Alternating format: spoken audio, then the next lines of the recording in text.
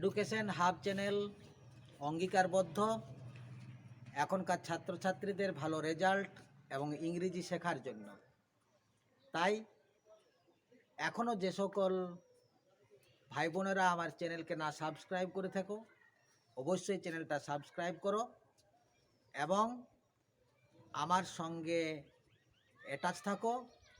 আরও পরীক্ষায় ভালো নম্বর পাওয়ার জন্য, আরও ইংরেজিকে নিজের মতো সহজভাবে শেখার জন্য আমি অঙ্গীকারবদ্ধ এডুকেশন হাব চ্যানেলে সমস্ত ছাত্রছাত্রীদের ভালোভাবে পাঠদান এবং পরীক্ষায় ভালো নম্বর পাওয়ার জন্য। তাই আজ আমি ক্লাস 12 অর্থাৎ যে সকল স্টুডেন্টরা এবছর উচ্চ মাধ্যমিক ফাইনাল পরীক্ষা দেবে তাদের জন্য কিছু ইম্পর্ট্যান্ট গ্রামার যেগুলো বিগত পরীক্ষায় পড়েছিল সেগুলো আমি তোমাদের আলোচনা করছি। আশা করি এই গ্রামারগুলো থেকে তোমাদের এই পরীক্ষায় নিশ্চয়ই কোশ্চেন আসতে পারে। দেখো যে প্রথম কোশ্চেনটা আমি লিখেছিলাম কি না, this is the best time. কি করতে হবে না, টার্ন ইনটু পজিটিভ ডিগ্রি, অর্থাৎ this is the best time positive degree যখন আমরা করব কিভাবে শুরু করব না, there is no other time as good as this. তাহলে কি আনসার পেলাম না, there is no other time is as good as this. এটা আরেক রকম উত্তর হয়, আমরা নো আদার দিয়েও শুরু করতে পারি। তাহলে কি হতো না, no other time is as good as this. Next question, she was silent. এটা আমাদের করতে হবে নেগেটিভ সেন্টেন্স।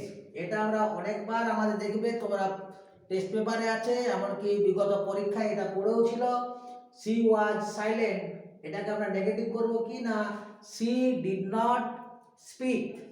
তাহলে she was silent turn into negative না, কি হলো না, she did not speak. Next যে আছে, he answered in a low deep voice. কি করতে হবে না, turn into noun form the underline word, অর্থাৎ আনসার্ড যে ভার্বটা আছে সেটাকে আমাদের টার্ন ইনটু নাউন ফর্মে নিয়ে যেতে হবে। তাহলে আনসারে কি হবে না, হি গেভ দ্য আনসার। আনসারটা যেহেতু ভার্ব ছিল তাহলে সেক্ষেত্রে আমাদের একটা ভার্ব নিয়ে এলাম। কি ভার্ব না, গেভ। তাহলে he gave the answer in a low deep voice. আশা করি বোঝা গেল। He gave the answer in a low deep voice. কি করলাম না, আনসারকে আমরা টার্ন ইনটু নাউন ফর্মে নিয়ে গেলাম। Next, I do not recall the exact number of people she fed every day. আমাদেরকে কি করতে হবে, এফার্মেটিভ সেন্টেন্স অর্থাৎ হ্যাঁ বাচক বাক্য। আমাদের বাক্যটা ছিল আই ডু নট রিকল, অর্থাৎ এটা ছিল নেগেটিভ সেন্টেন্স। সেই নেগেটিভ সেন্টেন্সকে আমরা করব এফার্মেটিভ সেন্টেন্স, হ্যাঁ বাচক বাক্য। আনসার কি না, I fail to recall. I do not recall কে আমরা করলাম কি না, আই ফেল টু রিকল। দেখো একই রকম মানে আসছে, I fail to recall the exact number of people she fed every day. Next question, mine was a very secure childhood. Answer কি না, mine was not at all insecure childhood. এটা আমরা করলাম কি না, টার্ন ইনটু নেগেটিভ সেন্টেন্স, অর্থাৎ এটাকে আমরা করলাম নাবাচক বাক্য। Next, the door was open. এটাও আমরা নেগেটিভ করব। দ্য ডোর ওয়াজ ওপেন, অর্থাৎ the door was not closed. কি আনসার পেলাম না, the door was not closed. এটা আমাদের আগের পরীক্ষায় পড়েছে। Next, she did not leave the door open. এটাকে আমরা কি করব না, এটাকে আমরা turn into affirmative sentence.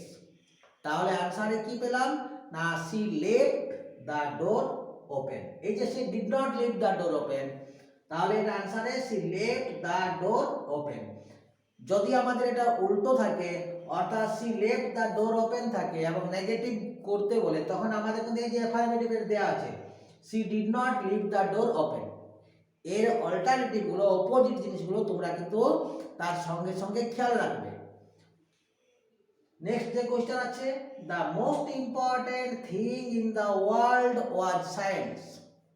The most important thing in the world was science আমাদের পড়েছিল 2017 সালে।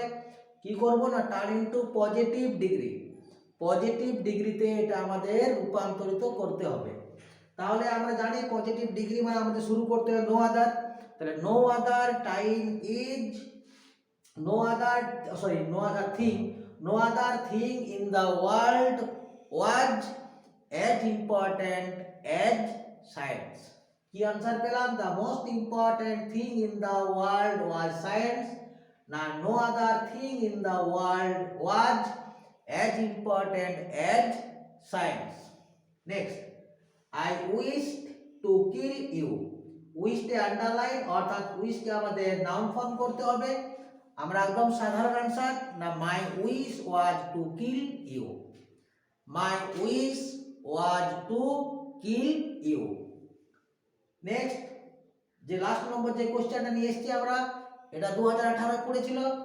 But thy eternal summer shall not fade.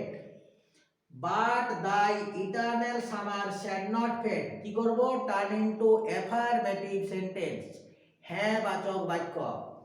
Answer কি না, but thy eternal summer shall remain ফ্লোরিশও করতে পারো, অথবা শুধু শ্যাল ফ্লোরিশও করতে পারো। বোঝা গেল না, but thy eternal summer shall flourish or shall remain flourish. যেটা তোমাদের মনে থাকবে সেটাকেই তোমরা লিখবে।